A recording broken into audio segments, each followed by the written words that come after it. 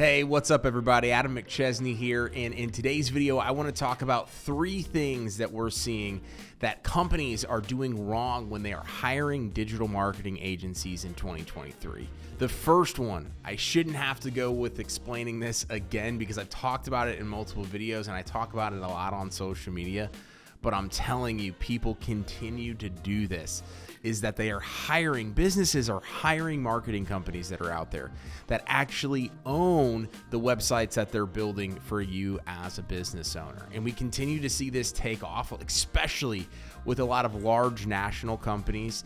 And it used to just be that the entry level point in terms of the ongoing monthly recurring rate was super low, just a couple $100. So they would get you in the door. Instead of charging a couple $1,000s for a website, they'll say, hey, we'll do some, quote unquote SEO, but basically we're just renting you out to your website over the course of a couple of years. Ideally that you're going to be staying with them in their minds, right? And they end up building you this website that's just a template. It might look okay, it might not, but you don't, as a business owner, own any of the content that's on the website. Now we're starting to see even some of those larger companies that are on a national basis, they're charging $1,000, $1,500, $2,000 and above, and they might be doing a little bit more SEO than the typical agency, but they still own the assets of the website.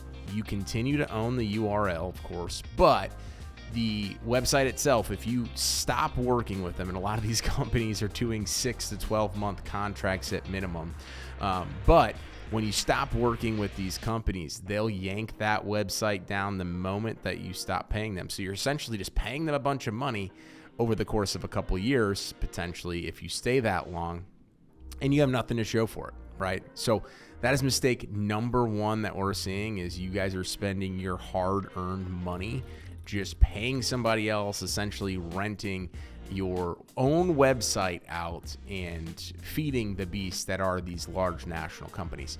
Number 2 is that businesses are signing up with agencies without asking who the actual main point of contact is going to be at that agency and what support looks like after you sign up with them. So a lot of these agencies, if it's not a large national agency, and even in a smaller agency, you might see it where it is a sales rep, or you might be working directly with the agency owner. Especially if you're working with a large national company, it's definitely a sales rep.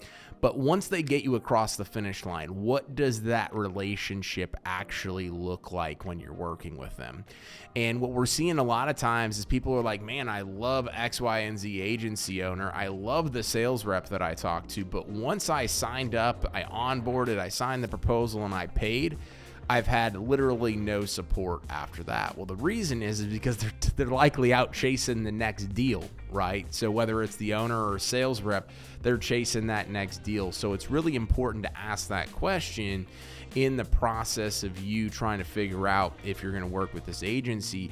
Hey, once I'm a paying client of yours, and you as the sales rep or the owner, as you're going off and you're growing your business like I know that you need to, who am I actually getting in contact with? Who can I call? Who can I email? And what does the cadence look like? So we're seeing that people sign up, they love whoever they were sold by, and then there's nothing after the fact. So they're coming to us trying to look for the pieces that get picked up and things like that, because you need ongoing account support.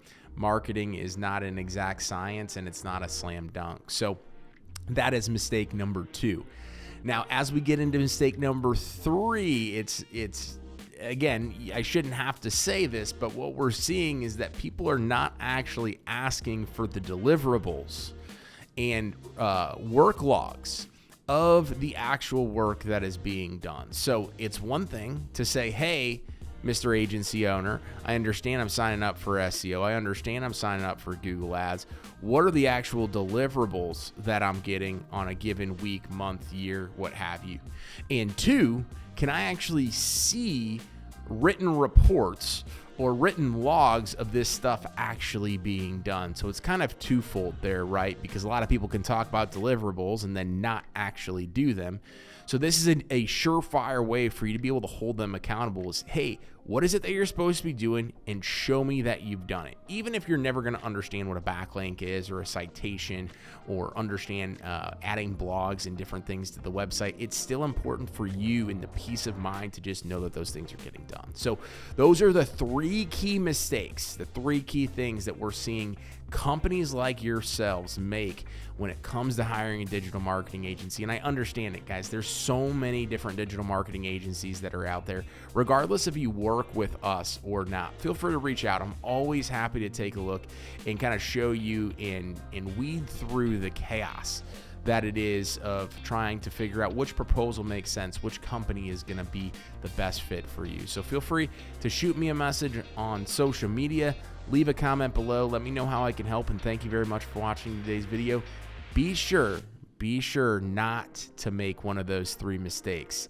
Make sure to hire a company that knows what they're doing, that you trust, and that you can truly hold accountable.